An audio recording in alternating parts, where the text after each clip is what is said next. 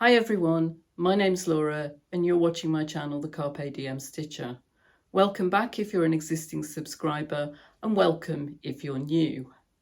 So today I'm bringing you the reveal part of the collaboration that I've been doing with the lovely Becki over at What Beck Sews. So we agreed that we would each use the fabric that I've got draped over me now, which is a Japanese viscose, and that we would each pick 3 patterns that we might make with it and then sew up one of them and bring you our final looks. So today I'm going to bring you what I've made, but first of all, just a quick reminder of the 3 patterns that I said that I was going to consider. So the first one of those was the Zadie jumpsuit. And then the second one was a pattern by Liesl & Co. called the Gallery Tunic and Dress. And if I'd picked that, I was going to make the tunic version. And the final one was a Simplicity pattern, Simplicity S9783, which was a kind of top with long sleeves and pleats around the neck. So which one of those did I make and what did I think of the pattern? So without further ado, let's drop this remnant that I've been having draped over me and I'll show you. So yes, I picked what I talked about as option 3, which is this pattern, the Simplicity pattern. As I say, it's S9783, and I'll link all 3 patterns down below, and also my first video, and of course Becki's channel, because she's doing her reveal today as well. So in terms of the pattern that I chose it because I just really loved the neckline on it, but I chose to make the version with the sleeves, as you can see. But I just really like the way it looks with the pleats and the V at the bottom. So I'll stand up so you can see a little bit better, and then I'll have a little chat to you about the pattern itself. So you can see it just, sorry, quick flash of belly button there. It folds over, so the two fronts are kind of caught in under the arms. And what I'll do after I've talked to you a little bit about it is I'll go and get changed, and I'll so I can show you the inside and the construction a bit better. And then the other one goes underneath and you've got the pleats round the neck, and then at the back it fastens up with a zip. And I'll pop some pictures up, some full-length pictures and some pictures of me sitting down in it, which my husband very kindly has just taken for me. So in terms of sizing then, it goes from a size 6 to a size 24. But it's one of those annoying ones where it actually splits in size. So this one that I've got goes from a size 6 to a size 14. And when I talked to you about it, I said that I thought I would make a size 12 on the bust and grade out to a size 14. So that's a 34 bust and a waist of 26.5 inches and hip measurement of 36, because it's high hip. My full hip is kind of there for me, so because this is short fitting, it doesn't come anywhere near there. So when I looked at the ease measurements and the way that the garment sits, I decided that in the end I made a straight, sorry, put you back. I made a straight size 12 in the end, and I was a bit worried because I'd made it up and I basted in the sleeves, and I thought, oh my goodness, it's too tight across the back. So what I did was, when I actually sewed the sleeves in, instead of doing a 5/8 seam allowance, I did a 3/8 seam allowance, and it's absolutely fine now. And I don't think, because if you look at the pattern, it is quite close fitting. I don't actually think I would have wanted a 14. I was thinking maybe I should have made a 14, but there's loads and loads of room around here. So I think if it had been any wider, it would have been, it probably would have been too loose for the design of the pattern. So I'm happy with the size I made. I might have wanted it a fraction longer, And actually it's strange because it says on the pattern, if you want to make it longer, just extend the hem piece. But if I show you the front pattern piece, it's a really weird shape. There you go. I don't know if you can see it all in one go. So that's the hem. And if I come down, you can see that's the facing bit at the centre. And there's the armhole. So it said just to extend at the hem, but to be honest, I think if I was going to want extra length in it, I wouldn't want it on the hem. I would have wanted it here. So I'm not entirely sure that you really have that option, and I was a bit sort of stumped as to how I might have done that. I think it's fine, but I think if I made it again and wanted to extend it, I would have to have another think about it. So you might be slightly confused because I don't know if you can tell, but actually this is a PDF. It's stuck together. You probably can't see very well, but take my word for it, it's PDF. Well, also you can tell it's not a tissue. And yet I've held up a hard copy of the pattern. So I actually bought it in PDF, but when I tried to open it, I just couldn't. I was the files wouldn't open. So a bit of toing and froing with So Direct, who I bought it from, and eventually we got it sorted out. And I bought it PDF because I wanted to get a move on and start it because I was a bit short of time in August.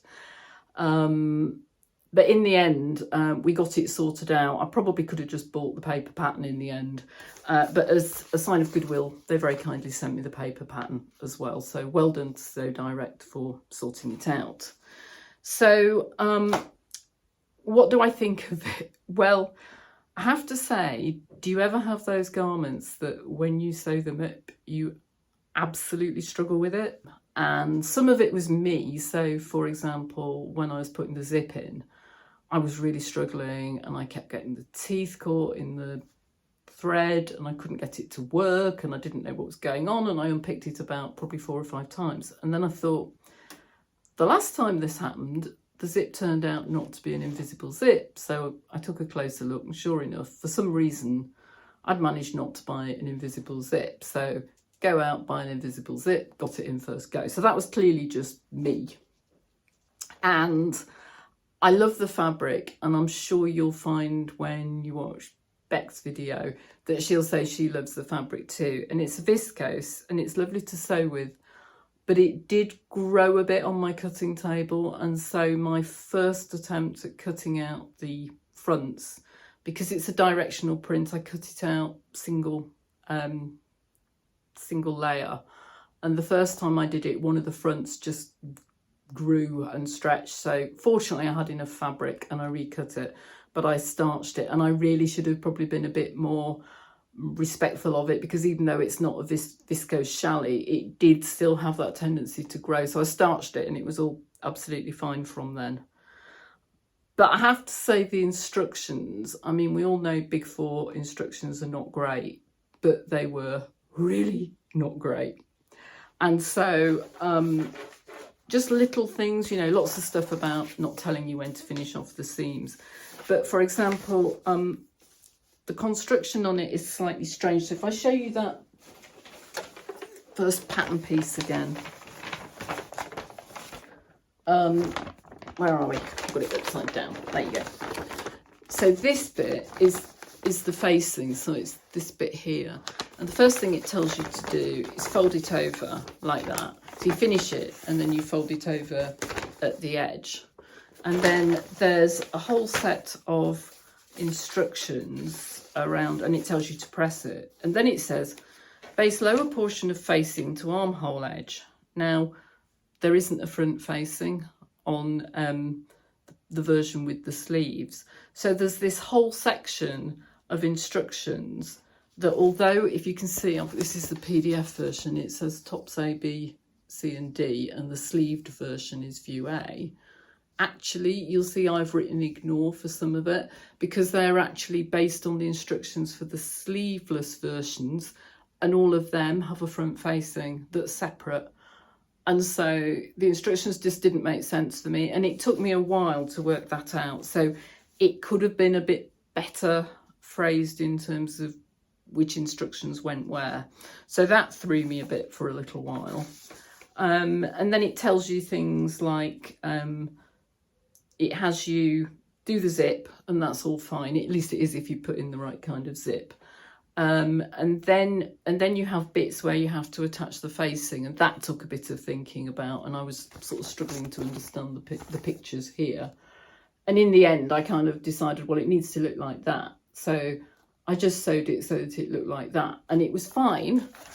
But there were times where, honestly, I think if this hadn't been a collaboration with Becki, I might have kind of put it in the naughty corner for a bit and let it fester, because I was really struggling.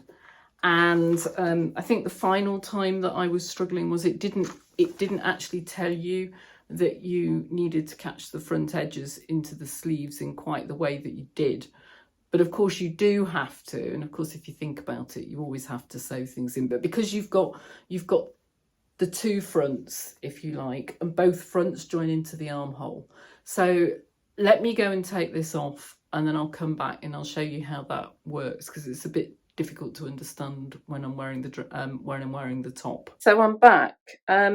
So as I was saying earlier, if I show you the inside of the garment, and while I was ironing it, I did notice one bit of overlocking that needs finishing off. So if I end up showing you that, I do apologise. So you'll see that the fronts kind of come around with these pleats, which you can either press so that they look like quite sharp pleats, or you can just leave them like loose folds, which is what I did, because with it being viscose and drapey, I think it works a bit better that way. And then you've got this facing, which was the bit I was talking about, which is inbuilt on the pattern with the sleeve. And then if you follow the facing down, it catches into the armhole. So you can see, here's the sleeve.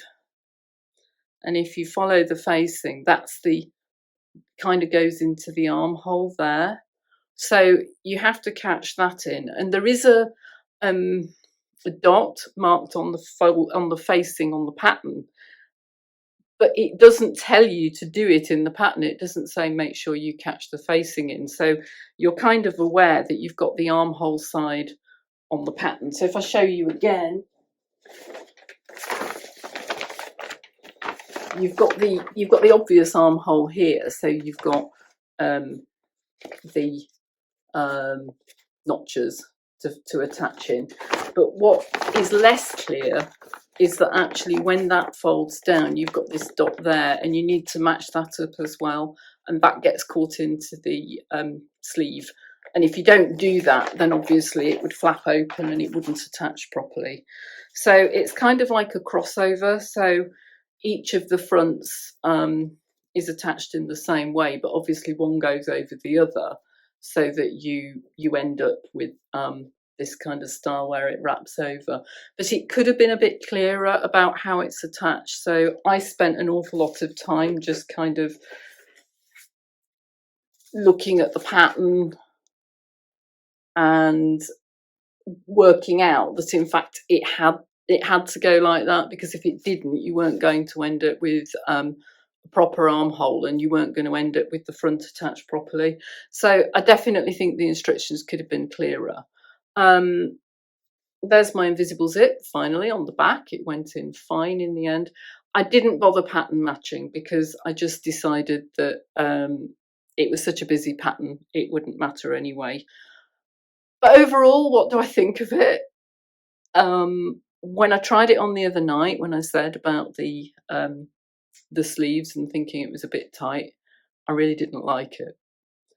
But since I've now sewn those up with a narrower seam allowance, and it fits much better, it doesn't feel tight anymore, I actually really like it. So when my husband took some photos of me earlier, which I've been putting up throughout this, I think it looks really nice. I think it looks nice with my short hair.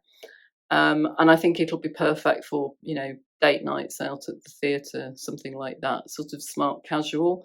And I think it will go with a lot of different things. I think because it's got such an amazing set of colours in it, that it'll go with lots of different things. I think the challenge will be more finding things that are the right shape on the bottom, rather than finding things colour-wise to go with it. I suspect this is hugely different from what Becki has made, so I'm going to hop over there and see what she has sewn up, but I suspect that I already know, if I'm honest.